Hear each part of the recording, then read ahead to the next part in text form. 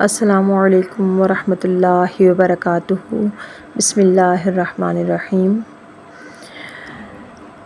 نماز کے متعلق آج ہمارا ٹاپک ہے، اور اس میں جو ہے نماز میں توجہ کیسے قائم رکھی جائے اس پہ بات ہوگی کہ نماز کے اندر خشوع خضوع جو ہے وہ کیسے پیدا ہو۔ یہ خشوع خضوع اسی صورت حاصل ہو سکتا ہے کہ نمازی کی کامل توجہ نماز کی طرف ہو اور وہ پوری طرح اس میں محو رہے۔ اس توجہ اور محویت کو حاصل کرنے کے لیے ضروری ہے کہ جیسے ہی وہ نماز کا ارادہ کرے، دوسری باتوں کو ذہن سے جھٹکنے کی کوشش شروع کر دے۔ ظاہر ہے نماز ایک دم تو شروع نہیں کر دی جاتی، پہلے انسان اپنا کام چھوڑ کر اٹھتا ہے، پھر وضو کر لیے جاتا ہے، اور وضو کرتے ہوئے بھی اسے کچھ وقت لگتا ہے۔ اس کے بعد وہ مناسب جگہ کھڑے ہو کر نیت باندھتا ہے اور پھر نماز شروع ہوتی ہے۔ اس تیاری میں اسے کچھ منٹ لگ ہی جاتے ہیں۔ نماز میں توجہ اور محویت پیدا کرنے کے لیے یہ ضروری ہے کہ تیاری کے ان چند منٹوں میں ذہن سے ان امور کو دور کرنے کی کوشش جاری رکھی جائے جن میں انسان نماز کے لیے اٹھنے سے پہلے مصروف تھا، اور ساتھ ساتھ یہ ذہن نشین کرنے کی سعی بھی جاری رہے کہ اب اللہ رب العالمین کے حضور میری حاضری ہونے والی ہے، اور جتنی زیادہ توجہ اور عمدگی سے یہ حاضری دی جائے گی اتنی ہی زیادہ یہ اجر و ثواب اور خیر و برکت کا باعث بنے گی۔ حقیقت یہ ہے کہ نماز شروع کرتے ہوئے ہاتھ اٹھانا گویا یہ اعلان ہے کہ اب کچھ دیر کے لیے ہم نے سب کاموں سے ہاتھ اٹھا لیا، اب یہ آنے والے چند لمحات تو صرف اپنے رب رحیم آقا کے ساتھ راز و نیاز ہی میں صرف کیے جائیں گے۔ نماز میں توجہ اور یکسوئی کو قائم کیسے رکھا جائے؟ اس کو قائم رکھنا اتنا ہی ضروری ہے کہ اگر کوئی حاجت ایسی ہو جس کے بارے میں خطرہ ہو کہ اگر اسے پورا نہ کر لیا گیا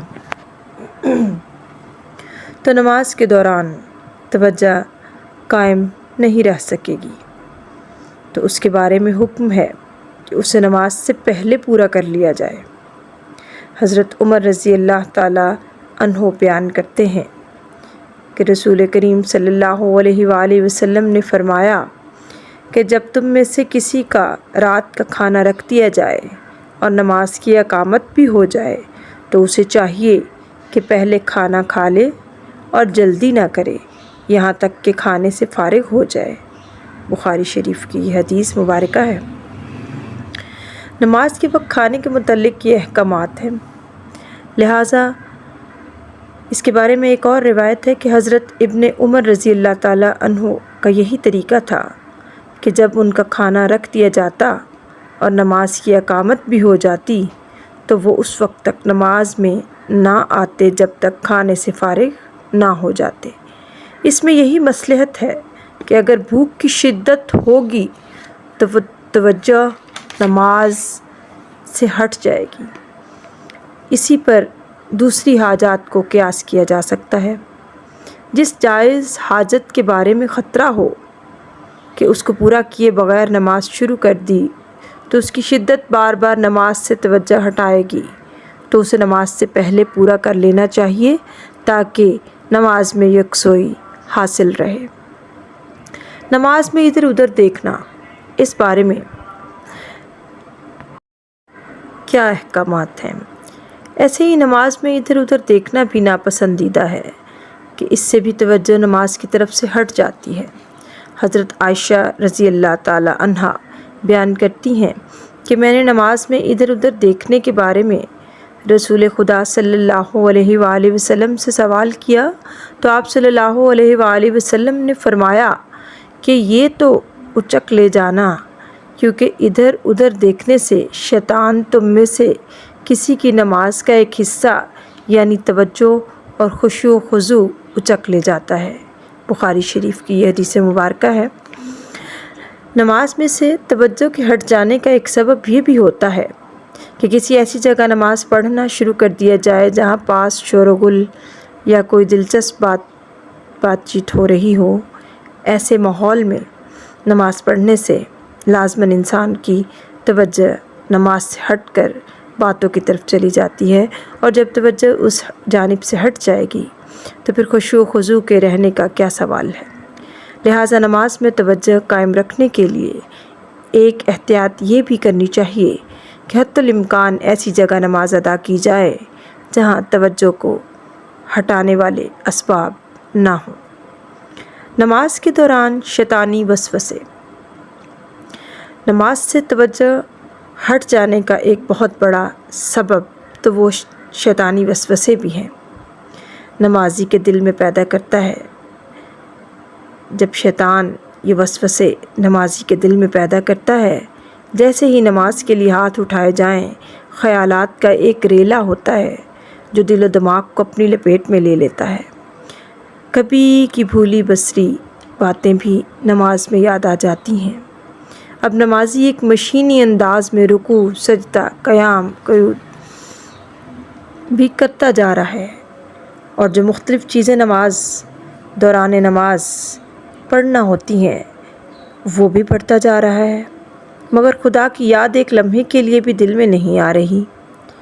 بسا اوقات ایسی نمازیں بھی پڑھی جاتی ہیں کہ 12 17 رکعت پڑھ لی گئیں اور ان کے بعد تلاوت قرآن یا کوئی وظیفہ بھی کر لیا گیا، مگر اس تمام عمل کے دوران دل و دماغ اور ہی امور میں الجھے رہے، اور بھولے سے بھی دل میں خیال نہ آیا کہ ہم مالک ارض و سما کے حضور میں کھڑے ہیں، جو ہماری ظاہری حرکات ہی کو نہیں بلکہ ہمارے دلوں کے اندر کی کیفیات کو بھی دیکھ رہا ہے۔ حالانکہ اللہ تعالیٰ کا فرمان یہ ہے، جس کا ترجمہ کچھ یوں ہے۔ سورۃ طٰہٰ میں آیت نمبر 14 میں فرمایا گیا ہے، اور میری یاد کے لیے نماز قائم کر۔ اب جس نماز میں یاد خدا ہی نہ ہوگی تو وہ آخر کس قسم کی نماز ٹھہری۔ ان وسوسوں پر قابو پانا کوئی آسان کام نہیں، کیونکہ خیالات کو مادی چیز تو ہے نہیں، یہ کوئی ایسی مادی چیز تو ہے نہیں کہ انسان انہیں مٹھی میں بند کر لے اور ذہن تک جانے سے روک لے۔ یہ تو آزاد پنچھی ہیں، ایک کو اڑائیں تو دوسرا موجود، دوسرے کو ہٹائیں تو تیسرا سر پر سوار۔ کبھی کوئی خیال اتنا لمبا ہو جاتا ہے کہ نماز ختم کر کے سلام پھیر لی جاتی ہے، مگر خیال کا تار نہیں ٹوٹتا، اور کبھی کوئی خیال اس طرح ذہن کو اپنی گرفت میں لے لیتا ہے کہ یاد ہی نہیں رہتا کہ دوسری رکعت پڑھ رہے تھے کہ تیسری تھی یا پھر چوتھی۔ آخر ان وسوسوں کا کیا علاج کیا جائے کہ ہماری نمازیں خرابی سے محفوظ ہوں؟ دانا لوگ بتاتے ہیں کہ اگر ہم یہ چاہیں کہ ایسی نماز ادا کریں جس کے دوران ذہن میں کوئی ایک بھی غیر متعلق خیال نہ آئے، تو ایسا ہونا محال ہے۔ ذہن تو مسلسل کام کرتا ہے نا انسان کا، اور ذہن تو مسلسل کام کرتا رہتا ہے اور خیالات آتے ہی رہتے ہیں، مگر نماز کے دوران کسی غیر متعلق خیال کا دماغ میں آ جانا ایک بات ہے، اور نمازی کا اس خیال کے ساتھ بہے چلے جانا ایک دوسری بات ہے۔ خیال تو کوئی نہ کوئی کبھی آ ہی جائے گا، اب ہم کیا کریں؟ اب ہمارا کام یہ ہونا چاہیے کہ ہم اسے فوراً ذہن سے جھٹک کر خدا کی طرف متوجہ ہونے کی کوشش کرتے رہیں۔ اب عین ممکن ہے کہ آپ کے ایک خیال کو دماغ سے جھٹک دیں، مگر ایک ہی منٹ کے بعد وہی خیال یا کوئی اور خیال پھر آ دھمکے، مگر پھر آپ نے وہی کام کرنا ہے کہ اسے ذہن سے جھٹک کر خدا کی طرف متوجہ ہونے کی کوشش کرنی ہے۔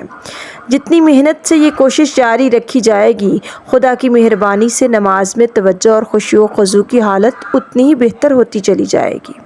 نماز کے متعلق جو ہے خشوع و خضوع پیدا کرنے کے بارے میں بتائی ہیں۔